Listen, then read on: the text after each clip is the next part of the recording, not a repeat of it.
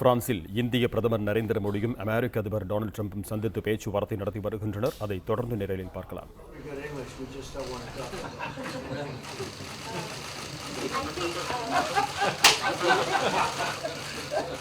I feel that you should let us discuss these things, and when we feel need, we will communicate to you. Mr. President, Russia has just recently said they have no intention of asking to be readmitted to the G7. However, no, I wouldn't expect they'd ask, because why would he's a proud man? He's done a real job, and why would he ask? No, it's something we discussed, and it's under discussion now. No votes or anything, but I would be inclined to say yes, and so would others, and some probably wouldn't be, but it's just a discussion. No, I would think that he wouldn't do that because he's a proud man. He wouldn't ask, but if something would happen, he would be asked, and I'm sure he would say yes to that. Do you have any indication from them that they would accept? No, I think it was a very good discussion. It was the initial discussion, but it was a very good discussion. But I think it would be appropriate. I think it would be good for Russia. I think it would be good for everybody. I think it would be a positive. But it's just a discussion that we had. It was a very interesting discussion and very, pretty even. I think ultimately people like the idea. Mr. President, what would be your message to the American people in terms of what is your biggest achievement at this G7? Well, we've had a lot of achievements. We have an achievement with Prime Minister Modi, because we're doing great trade. We're doing a lot of trade with India.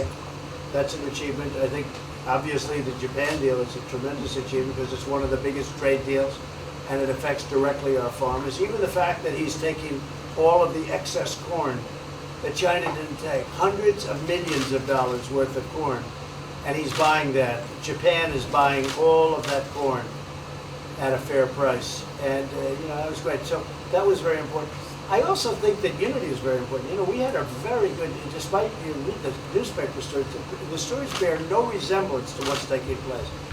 You saw me with Chancellor Merkel. You saw me with all of them. The relationship is great. We have 7 nations. In addition to that, we have other nations like India and others that came in. Australia came in, Scott. We have a lot of people came in. And I'll tell you, that it's been total unity. What would be the area of most unity, There's been sir? no dissension. There's been no fights or arguments. There's been no anything. I mean, there's been great unity here. And honestly, the papers haven't reported how good it's been. So what would be your most common ground? Is it climate change? Is it gender equality? I think we have a lot of things, but I think really the unity, the fact that we're all getting along so well, I think is one of the big takes from this. We really have good relationships, and we're doing a lot about a lot. Okay? Just so we get our reporting right, I'm going to give it one more crack on China.